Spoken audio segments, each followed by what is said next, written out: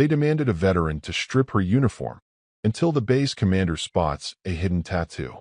The sun hadn't yet climbed past the tree line when Eleanor Hale pulled into the visitor parking lot of Fort Braymore.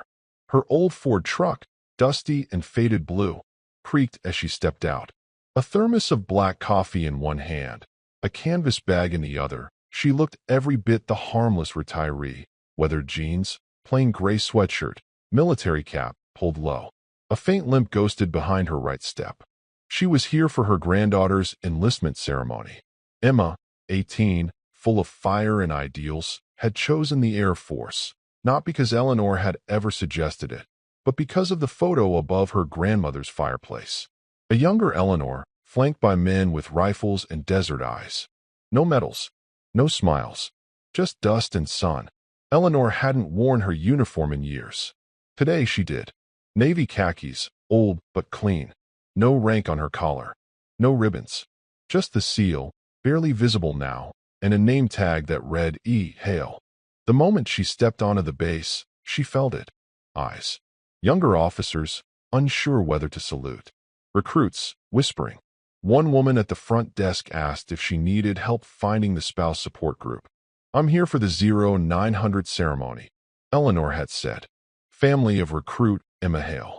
The woman scanned her ID, glanced at the uniform, hesitated. "You're not cleared to wear active duty attire, ma'am." Eleanor didn't answer. She simply looked at the woman. Calm. Unblinking. A look honed over 3 tours and countless nights in places no one ever mentions. Later, she sat in the back row of the auditorium, unnoticed by most. She didn't belong to any regiment now. Her hair was gray, her shoulders narrow. Time had taken much, friends, muscle, even part of her hearing in one ear. But not her posture, not her silence. As recruits were called up, families clapped and phones recorded. Emma turned her head once, scanning the back, and found her grandmother. Eleanor didn't wave, just a nod. Emma smiled. Then came the voice. "Ma'am, I'm going to need you to step outside." A young MP stood beside her. 2 others flanked the aisle. Eleanor turned slowly. "Why?" "You're wearing unauthorized dress. The uniform is reserved for service members and active veterans in formal standing. Command says you need to remove it or leave the premises." Murmurs rippled around them. Emma turned, panic blooming in her eyes. The MP added, quieter, "I'm just doing my job." Eleanor stood. Her joints ached, but she stood without struggle. "I earned this uniform," she said. "Not on file," he replied. And then, she removed the cap. And underneath, just visible under the collar of her shirt, a faded tattoo, a trident. Small, simple, black ink, not meant for show, meant for silence. A door at the side of the stage opened. A man stepped in. White hair, dress blues. The base commander. He froze mid-step. Then his voice carried out like a crack of thunder. "Who told a Navy SEAL to strip?" The room went still. Not the kind of silence that politely follows an order, but the kind that hangs like tension in a cable just before it snaps. The commander's boots echoed down the side stairs, his stride direct and measured. He didn't speak again right away. He stopped just short of the MP who'd made the request, eyes sweeping over Eleanor with a slow, calculating precision. "Ma'am," he said softly, not with uncertainty, but reverence. Eleanor returned his gaze. She recognized him, not by name, but by bearing. His was a face she'd seen years ago, dirt-smudged and wide-eyed under the rotor blades of a Chinook in Afghanistan. Younger then. A second lieutenant, maybe. She'd been the one covering his extraction. "You're Hale," he finally said, more to himself than anyone. Eleanor gave a slight nod. The commander turned to the MP. "What's your name, soldier?" "P. Private Lasky, sir." He nodded once. "You're not wrong for following procedure. But this uniform is hers. Not because it was issued. Because it was earned. On operations your clearance level wouldn't let you imagine." He paused. Turned toward the small audience now watching with confusion and awe. "Some of you don't know what that tattoo means. Some of you do. It's not something you show off. It's something you carry when you've been where the government officially says you never were." Eleanor stood quietly, eyes on Emma now, who looked on, wide-eyed, hand covering her mouth. This woman led teams into zones I wouldn't send a drone into. The commander continued. She trained foreign operatives to rescue hostages before dawn. And when one of our Black Hawks went down outside coast, she carried 3 wounded men out under fire, then disappeared before anyone could pin a medal on her. Because she didn't want one. There were no cheers, no clapping, just silence. Then he stepped beside her. She shouldn't have been asked to leave. She should have been given a front row seat and a salute. Emma, without hesitation, made her way toward the back, pushing past a couple of surprised officers. She reached her grandmother and stood beside her, not out of pity, but pride. She faced the crowd, chin high. The commander turned to the young MP again. Escort her back to her seat. Private Lasky stiffened. Yes, sir. And when this ceremony is over, the commander added, quieter, you ask her how many languages she speaks. Then ask her how many of those are because she had to convince enemies not to kill their hostages. As Eleanor sat again, Emma gripped her hand. You never told me, she whispered. Eleanor just squeezed her fingers gently. Didn't need to. In that moment, no one saw a frail woman in an outdated uniform. They saw what she had been, what she still was. And somewhere behind them, in the shadows near the exit doors, a man in civilian clothes slipped out quietly. He, too, had a trident tattoo, and he was not smiling. That evening, the base was quiet again. Ceremonies had concluded, officers had returned to their quarters, and the buzz of military protocol faded into the hum of floodlights and the wind over the parade grounds. Eleanor sat alone on a bench near the monument wall. It was the kind of place most passed by on their way somewhere else, a wall of engraved names, lit by a soft glow that honored too much loss with too few words. She didn't cry. She never had at walls like this. Instead, she just stared, eyes scanning, not reading. Behind her, the commander approached slowly, hands behind his back, posture precise even in the quiet. You disappeared after cost, he said. Eleanor didn't turn. Disappearing was part of the job. He nodded, sat beside her, not too close. I requested your file once. Redacted to hell. Page after page of black lines. One name. Yours. Silence. Then Eleanor spoke. You were the young one with the broken comms. I remember your boots. New. Wrong size. He chuckled quietly. Didn't walk right for weeks. She finally turned, a hint of a smile playing at the corner of her mouth. You saved my team, he said. I did what I had to. That's what they all say. But most don't crawl back through sniper zones for the sake of a radio man they never met. Eleanor looked back at the wall. You weren't supposed to see that tattoo. I'm glad I did. She nodded slowly, thoughtful. They don't want us to be visible. Not really. Not unless we're in coffins or on stage with medals. That's why I stepped in today, he said. Wasn't just about you. It was about what they forgot. A long breath passed between them. They forgot that we didn't wear those uniforms because we liked the color, Eleanor said. We wore them because someone had to go. And we did. The commander's face grew solemn. You still carry it like you never left, he said quietly. I never did. From behind them, footsteps approached. Emma. Sorry, she said, slowing. Didn't mean to interrupt. You're not, Eleanor replied gently. Emma sat on her grandmother's other side, folding her hands in her lap. I called Mom, she said. Told her everything. Eleanor arched a brow. Emma laughed nervously. Well, not everything, but enough. She cried. Eleanor nodded. She always thought I just worked logistics. You didn't. I did. Sometimes. A pause. And sometimes, I did what couldn't be written down. Emma looked at the wall, then back to her grandmother. You're not just someone's grandma, she said. No, Eleanor replied softly. But I like being yours. The three of them sat in silence for a while. Just the wind and the hum of the lights. Then Eleanor stood. Let's go home. As they walked away, the commander stayed behind a moment, gazing at the wall. He whispered a name no one heard.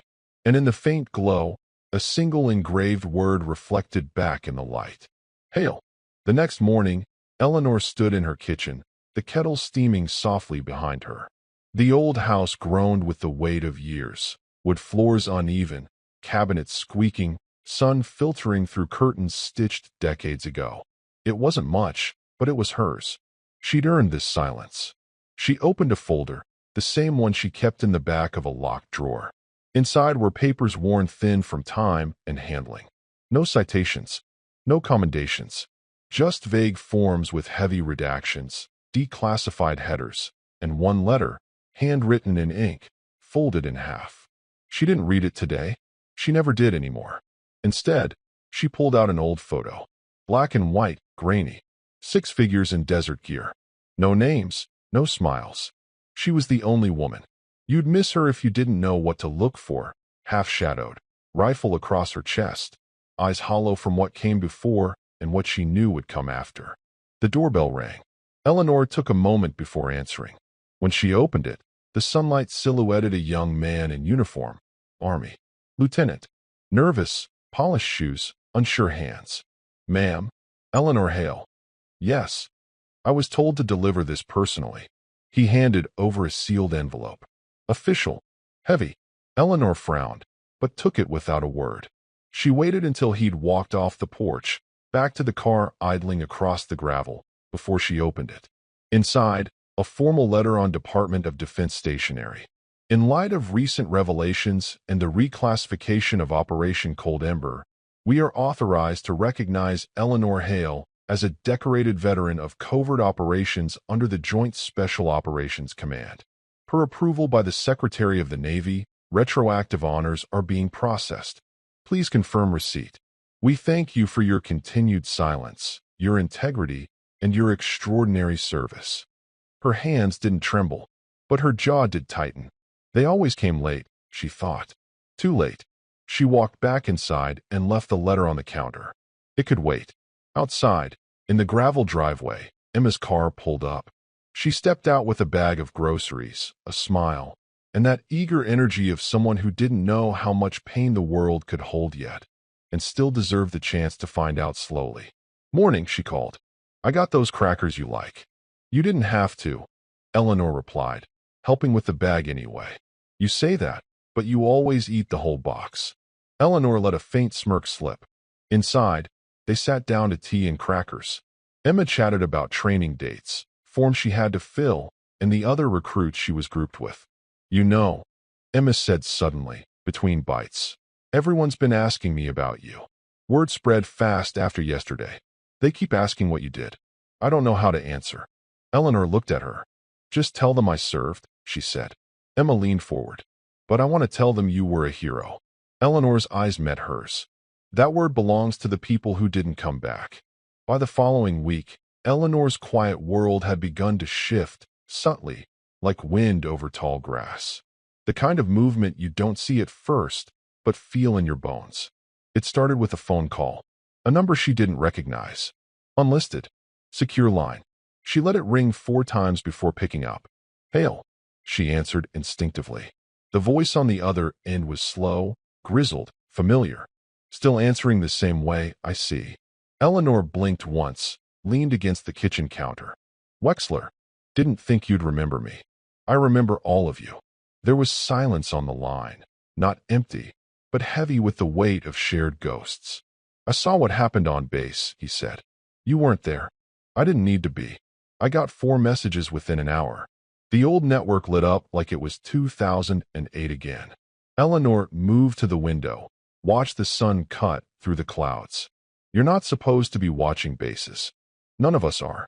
Doesn't mean we stopped caring. Wexler paused. Couple of the boys want to see you. Well, men now. Gray hair, bad knees, PTSD, and all. Eleanor chuckled dryly.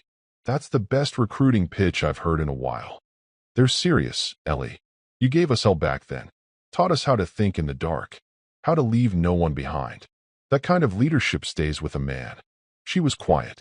They think you're hiding out. I'm not hiding. I'm resting. They say the same thing about bears. She smiled. I'll think about it, she said. No pressure. We're meeting next month in Colorado. Small thing. No uniforms. Just stories and scars. She didn't answer. Before hanging up, Wexler said, Glad they saw it. The tattoo, I mean. Eleanor looked down at her forearm. It wasn't for them. I know. But it reminded the rest of us that we exist. That we mattered. Click. Eleanor stared at the receiver a long moment before setting it down gently. Later that afternoon, she and Emma walked through the town square. The flag above the courthouse fluttered, half-mast for someone else. The bronze soldier statue still bore the nick in its rifle from that one storm years ago. Familiar faces nodded politely. Some stared a little longer than usual. "They know," Emma said quietly. "They think they know," Eleanor corrected. "Is that a bad thing?" Eleanor considered. "No, but truth gets heavier when too many hands try to lift it." As they walked, an older man sitting on a bench tipped his cap to Eleanor. "Ma'am," he said respectfully. She tipped hers in return. No words needed. That night, a letter arrived in the mail. No return address. Inside, a photo. Eleanor, in desert camo, standing next to a helicopter. One arm around a man half her size, grinning ear to ear, dusty and young. On the back, just 3 words in faded ink. "We never forgot." She stared at it for a long time.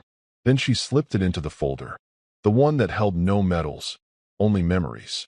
Days blurred into one another like smoke drifting through a half-closed door. Eleanor found herself walking the base's hallways more often, not as an official visitor, not with orders or appointments, but driven by a quiet need she barely understood. The base was alive with motion, the steady clatter of boots on tile floors, low murmurs of briefings, the sharp bark of commands.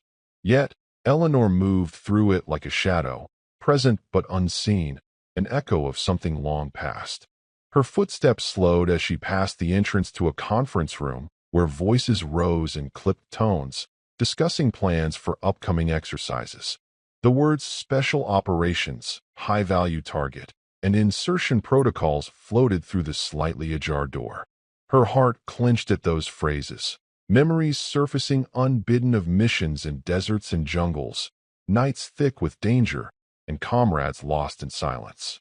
Eleanor's gaze drifted to the faded tattoo peeking from beneath her sleeve. A simple black trident inked decades ago in a moment of quiet defiance. It wasn't a badge for show. It was a lifeline to a past buried deep beneath years of restraint and forgetting. She inhaled deeply, steadying herself, and stepped inside the room. The chatter ceased. The dozens of eyes turned to her, a figure not expected here. A hush fell over the air like a storm settling. "Eleanor," came a voice from the front. Captain Ramirez stood, her sharp gaze flickering between surprise and something softer, respect. "We weren't expecting you," Ramirez said, motioning to an empty chair. "I'm not here to disrupt," Eleanor replied softly, settling in. "Just to listen." The briefing resumed. Officers outlined operational tactics, risk analyses, and emerging threats. All the language Eleanor knew by heart. But now, the words felt like echoes from a life she had left behind, from battles fought in shadows, from a younger self who had believed in mission above all else.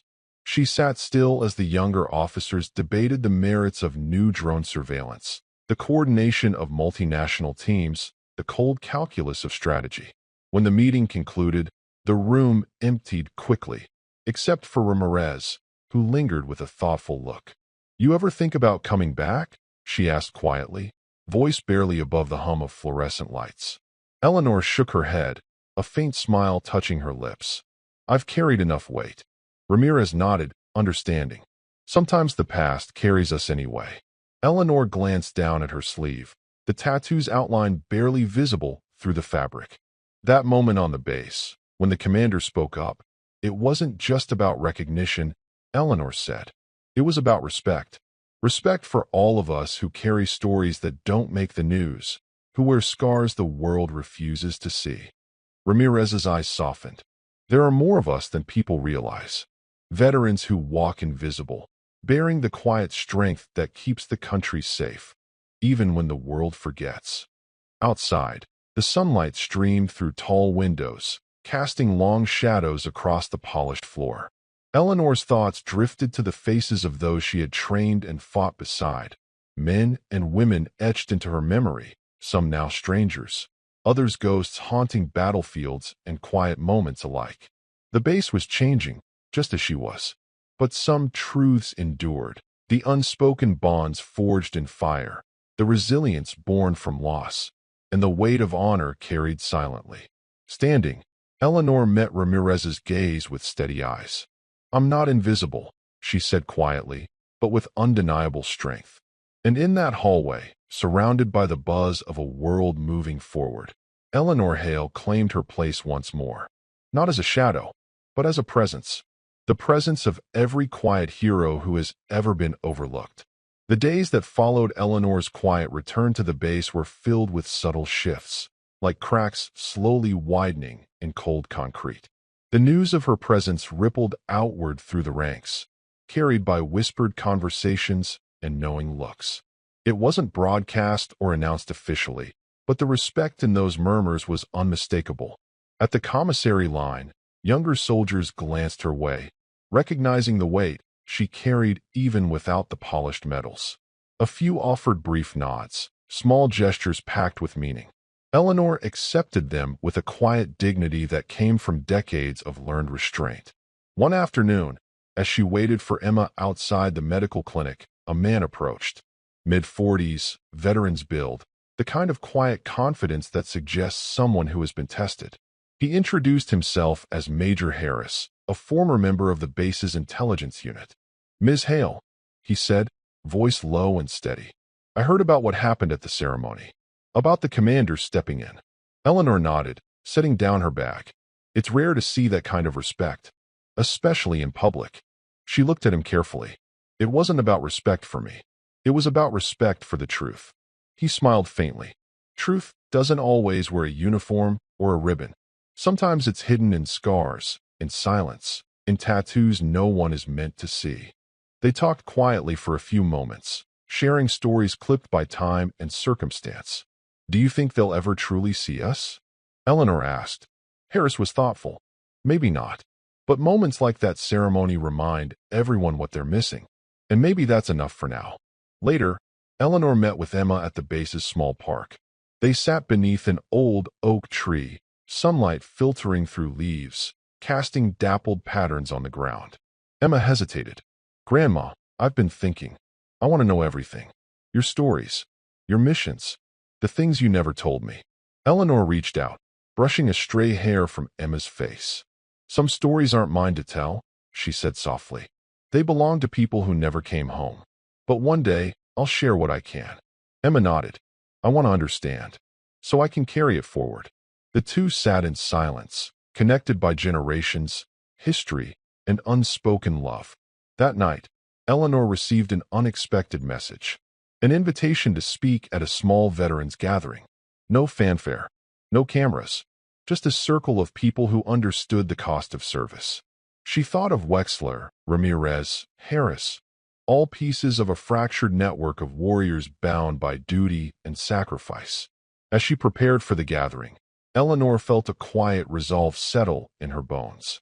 Maybe this was the beginning of something new, a chance to reclaim stories lost to silence, to remind the world, and herself, that some battles are fought long after the uniform is folded away. The evening air was cool, with a faint whisper of autumn weaving through the trees as Eleanor pulled into the gravel parking lot outside the small community hall just beyond the base's perimeter. The building was unassuming, a weathered brick structure with peeling paint and a single flickering porch light. Inside, however, it was alive with quiet energy. Soft golden lights hung from the ceiling, casting a warm glow over worn wooden tables and folding chairs. The faint aroma of coffee mingled with the scent of old paper and leather, familiar and comforting to anyone who'd spent years surrounded by memories both painful and proud. Veterans filtered in steadily, some wearing their uniforms proudly adorned with ribbons and medals, others in civilian clothes that bore the marks of hard work and long nights. Their faces were lined with stories that no one outside these walls could fully grasp. Some shuffled slowly, leaning on canes or each other, while others stood with a quiet strength that time had only tempered, never diminished. Eleanor stepped inside, the soft murmur of voices ebbing into a hush as she entered. Wexler was the first to greet her, a grizzled man with a salt and pepper beard and eyes sharp as ever, though shaded with age. "Ellie," he said, voice warm but low, glad you made it." Behind him came Ramirez, her presence steady and calm, followed by Harris and several others. Faces Eleanor recognized from fleeting moments over the years, and some new ones she didn't. Each carried the unspoken weight of battles fought, losses mourned, and secrets kept. When it was Eleanor's turn to speak, she rose slowly from her seat. The room fell silent. Not the kind of silence that waits for applause, but a silence heavy with respect and understanding. She stood before them, a woman who carried her past like a weathered map, edges frayed but the route clear. No grand stories of heroism or glory, just the truth. "I didn't come here for praise," she began, her voice steady, tempered by decades of experience. "I came because too many of us live in shadows, forgotten by the world we fought to protect. Sometimes it's easier to be invisible, easier to walk away without the weight of questions or expectations. But invisibility doesn't mean absence." Heads nodded in quiet agreement. Faces bore the same quiet fire, the stubborn pride of those who had seen too much to boast, yet too much to forget. She spoke of service, of long nights spent planning missions in whispered voices, of cold mornings when hope was the only warmth left.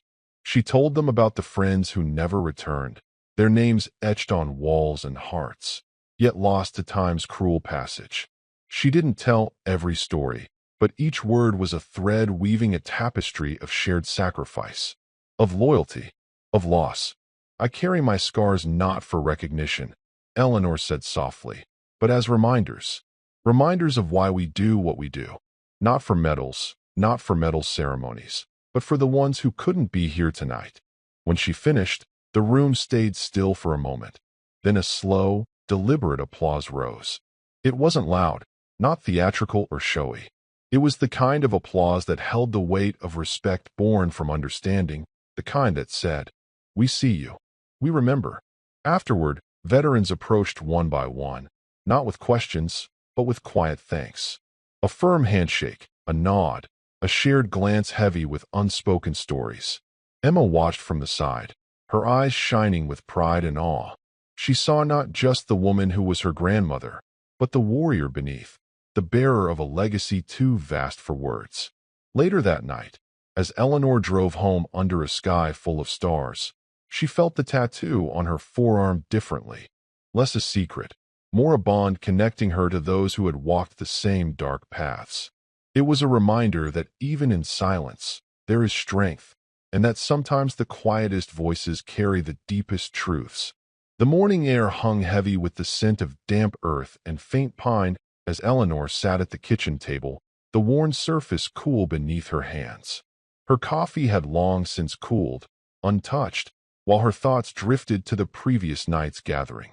Faces, stories, and quiet acknowledgments swirled in her mind, a stark reminder that the past never truly fades. It waits, patient, persistent. A sudden, soft knock at the door broke through the quiet. Eleanor's eyes flicked toward the entrance, surprised. Visitors were rare these days. Opening the door, she found a man standing there, mid-30s, dressed in simple civilian clothes, but with a posture that betrayed military discipline. His gaze was steady, respectful. "Miss Hale?" he asked. "Yes," she replied cautiously, studying the stranger. "I'm Captain Daniels," he said, his voice calm but firm. "I work with the Department of Defense, Veterans Affairs Liaison Office." Eleanor stepped aside to let him in. "I apologize for the unexpected visit," Daniels began once inside. "But I wanted to personally thank you for your service and extend an invitation." Eleanor waited. "We're launching a new program," he continued, aimed at recognizing veterans whose service was classified or overlooked by traditional records. "People like you." She arched a brow, a flicker of guarded curiosity crossing her face. "Classified," she echoed softly. "Operations that, for years, were off the books. Your missions, those sacrifices, haven't been forgotten. Just hidden. We want to change that. To give voice to those who served in the shadows." Eleanor exhaled slowly, memories of secret deployments and silent sacrifices surfacing unbidden. The weight of years pressed on her chest. "And if I decline?" she asked quietly. "Then we respect that." Daniels replied gently. But know this, your story matters. Whether you choose to share it or not, it deserves to be acknowledged. She glanced out the window at the gray sky, the wind stirring the branches of an old oak. I'll think about it, she said after a pause. Daniels smiled, a mixture of understanding and hope in his eyes. I'll be in touch, Ms. Hale. And thank you for not letting the past be forgotten. As he left, Eleanor stood by the door, the quiet house suddenly feeling less still. The past was no longer a distant shadow. It was moving closer, demanding to be faced. Later, in the backyard, Emma found her grandmother staring at the sky. You're going back, Emma said softly, hope threading her voice. Eleanor turned, a faint smile breaking through. Maybe it's time. The days leading up to Eleanor's decision felt like walking a tightrope stretched thin over a canyon of memories. Each morning, she woke with the weight of 1,000 silent missions pressing down on her chest, and each night, the shadows in her quiet home seemed to whisper reminders of a life once lived in constant vigilance. Emma became her anchor, a steady presence with eager questions and boundless energy. She brought stacks of documents, newspapers, and faded photos, all promising to help Eleanor reconnect with the world she'd left behind. Yet, Eleanor resisted. The past wasn't always a place one could simply revisit. It was more like a locked door, one she held the key to but wasn't sure she wanted to turn. One afternoon, as rain began to tap gently against the window panes, Eleanor sat at her kitchen table, reviewing a folder marked Classified, Operation Cold Ember. The words blurred at the edges as memories surged forth. Desert heat, the crackle of radios, faces in the dark that never smiled, but saved her life. Her phone buzzed, a message from Captain Daniels. Simple and direct, meeting scheduled next Tuesday. Hope to see you there. Eleanor stared at the screen, fingers trembling slightly. This wasn't just paperwork or ceremony. It was stepping back into a world she'd deliberately left behind, a world where silence was both shield and prison. That evening, she met with Emma in the living room, the room filled with the soft glow of a lamp and the quiet hum of the house settling in for night. I don't know if I'm ready, Eleanor confessed. Emma took her hand, warmth grounding her. You don't have to be ready. You just have to take the first step.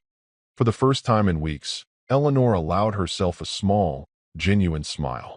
I suppose the tattoo wasn't just a secret to hide, she said softly. Maybe it was a reminder that some parts of me never truly left. Emma squeezed her hand. And those parts are what make you who you are. Proud, strong, and finally seen. The next morning dawned clear, the sun breaking through clouds as if offering a new beginning. Eleanor dressed carefully, not in her old uniform, but in a simple blouse and jacket, the trident tattoo hidden beneath the sleeve, still vibrant against her skin. As she stepped outside, the air felt crisp, carrying with it the promise of change. Whatever lay ahead, Eleanor knew one thing for certain. She was no longer invisible. The conference room was unassuming, walls adorned with faded photographs, unit flags, and plaques commemorating battles long past. But to those gathered within, it was a sanctuary, a place where the invisible could finally be seen. Eleanor stepped inside, steady despite the weight settling in her chest. Around the room, a dozen veterans sat quietly, some in worn uniforms, others in civilian clothes. Each face told a story etched in time, lines of fatigue, resilience, sorrow, and quiet pride. Captain Daniels offered a warm nod as she took a seat near the center, beside Wexler and Ramirez, familiar faces now woven into this unexpected community. The meeting began with a low murmur that soon grew into shared stories, spoken in hushed tones or communicated through meaningful silence. They spoke of classified missions, the shadows they operated in, the sacrifices made without fanfare or public praise. When it was Eleanor's turn, she rose slowly, her voice calm, yet resolute. I've carried silence for years, she began, not because I wanted to, but because that was the nature of our service.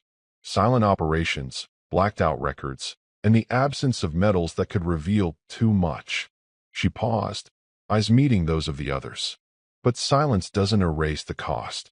It doesn't erase the lives changed, the friends lost, the nights spent in darkness where every step could be the last. Nods rippled through the room. Some veterans' eyes glistened with unshed tears, years of hidden pain and pride converging in that quiet moment. After Eleanor spoke, the room opened with stories from others, missions whispered, moments of camaraderie and loss, the frustration of invisibility. Wexler broke the tension with a rare joke about bureaucratic red tape, drawing a few genuine smiles. Ramirez's quiet strength steadied the room, reminding everyone of the bonds they shared. The meeting wasn't just about recognition. It was about reclaiming identity, about giving voice to those who had long existed on the fringes of history. As the evening drew to a close, Eleanor stepped outside into the crisp night air. The stars above seemed distant yet unwavering, their light a reminder that even in darkness, presence matters. She looked down at the tattoo on her arm, now a symbol of endurance rather than secrecy. For the first time in a long time, the invisible weight she'd carried began to lift. She was no longer alone in her silence. She was part of a legacy that would not be forgotten. The days after the meeting passed with a rhythm Eleanor hadn't felt in years. The base around her buzzed with life, soldiers drilling under the morning sun, vehicles humming softly on the tarmac, voices carrying orders, laughter, and the occasional sharp bark of discipline. It was a world she had once inhabited fully, now approached with the quiet caution of someone stepping back into a room she hadn't been in for too long. Eleanor walked slowly along the familiar paths. Each footfall echoed with memories of missions in harsh terrain, the weight of gear, the tension of nights when silence was survival. Yet, there was something different now. A subtle shift beneath her skin, beneath the tattoo that once symbolized secrecy, but now felt like an emblem of endurance. Passing by the mess hall, she caught sight of a group of young recruits gathered near the entrance, their faces open with the hopeful energy of those at the start of their journeys. One of them, a tall, earnest-looking soldier, noticed her gaze and offered a tentative nod. Eleanor returned it with a small, knowing smile. It was a simple gesture, but in it lay a bridge across generations, a silent acknowledgement that the torch was passing, but the flame endured. Later that afternoon, she found Emma waiting for her on the front porch, hands tucked into the pockets of her jacket, eyes bright with pride and quiet curiosity. "How do you feel?" Emma asked softly. Eleanor looked out over the sprawling fields beyond the house, the late afternoon sun casting long shadows and painting the sky in soft hues of gold and rose. "Stronger," she said after a moment. "Not because the world around me changed overnight, but because I finally feel like I belong again. Like the years of silence and shadows don't have to define me." Emma reached over, taking Eleanor's hand in hers.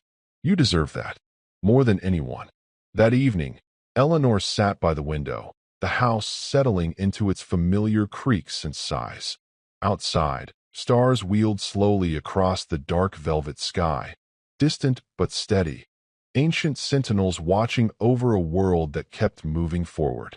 The memories she carried were still there, the losses, the invisible battles, the weight of a past too heavy for words. But they no longer pressed down on her chest with the same suffocating force. She had reclaimed something more precious than medals or public ceremonies: her dignity, her voice, and her place in the quiet mosaic of those who served. It was a victory without fanfare, but no less profound. A promise whispered in the stillness of the night, that no veteran would ever again be forced to strip away their honor, their history, or their truth. Eleanor traced the outline of the tattoo on her arm beneath her sleeve, a private reminder of endurance and resilience. She was no longer invisible. She was home. Weeks slipped by like soft waves rolling over quiet shores. Eleanor's story, once confined to hushed conversations in a small veterans gathering, began to ripple outward, reaching places she hadn't expected. It was not a thunderous wave, but a steady, persistent current, a subtle shift in the air around her, the kind that changes the landscape without demanding notice. At the local cafe, where she often stopped for her morning coffee, the barista, usually busy and distracted, now greeted her with a nod of recognition. Without a word, an extra shot of espresso found its way into her cup, a silent gesture of respect and gratitude. The cafe's regulars, some veterans themselves, whispered about the quiet woman whose service was finally being acknowledged. On the base, Eleanor's presence was no longer met with indifference. Young soldiers, fresh-faced and eager, approached her with curiosity. They asked about her missions, her unit, and the meaning behind the tattoo partially hidden beneath her sleeve.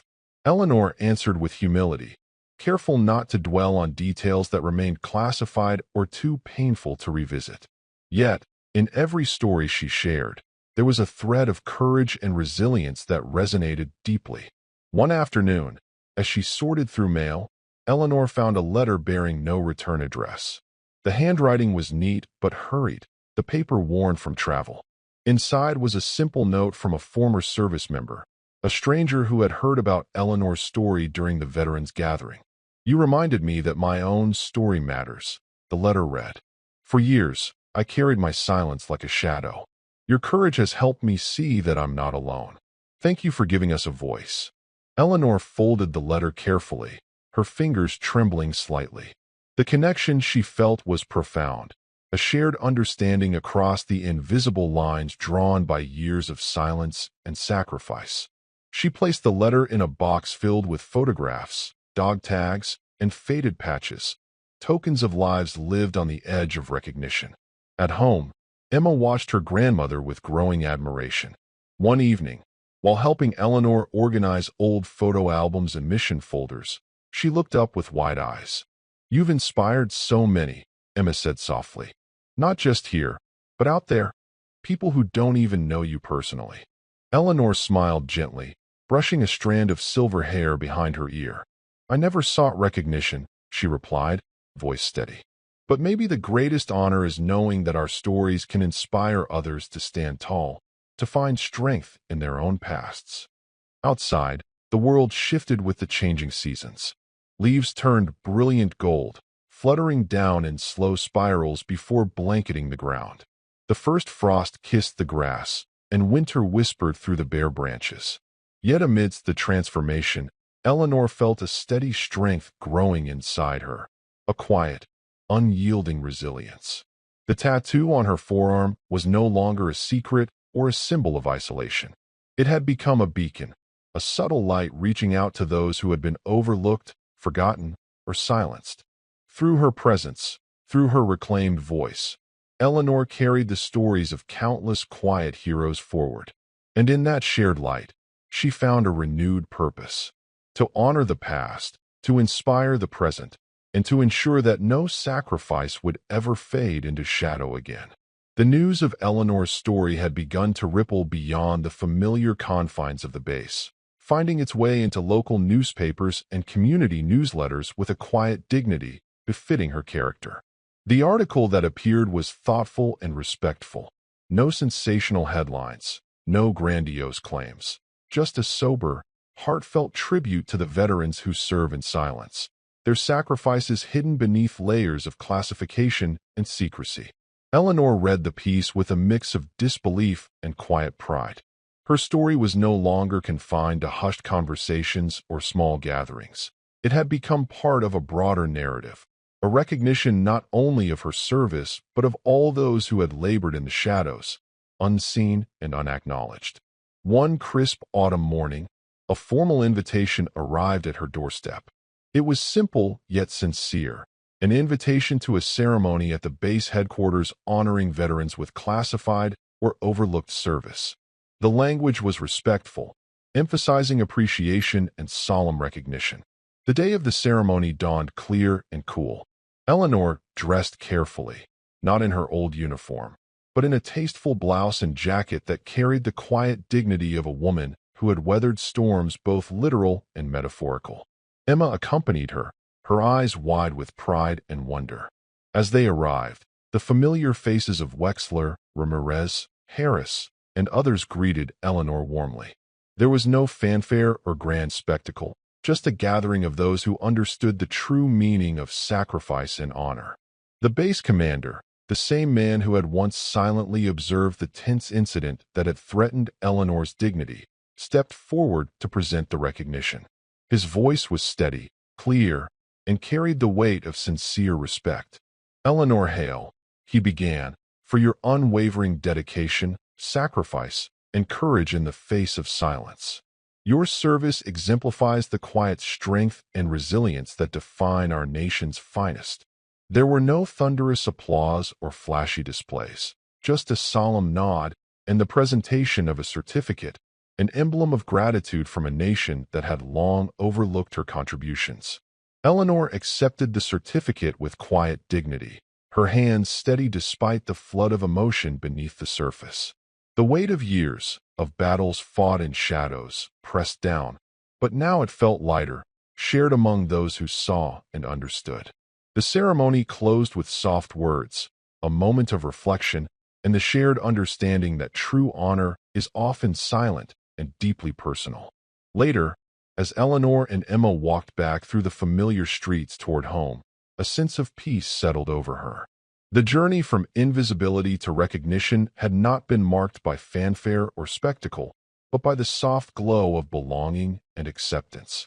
That night, Eleanor sat by the window, watching stars trace their eternal paths across the sky. She traced the tattoo on her arm beneath her sleeve, a reminder of battles fought not with noise or recognition, but with steady presence and unyielding strength. Her story was no longer hidden.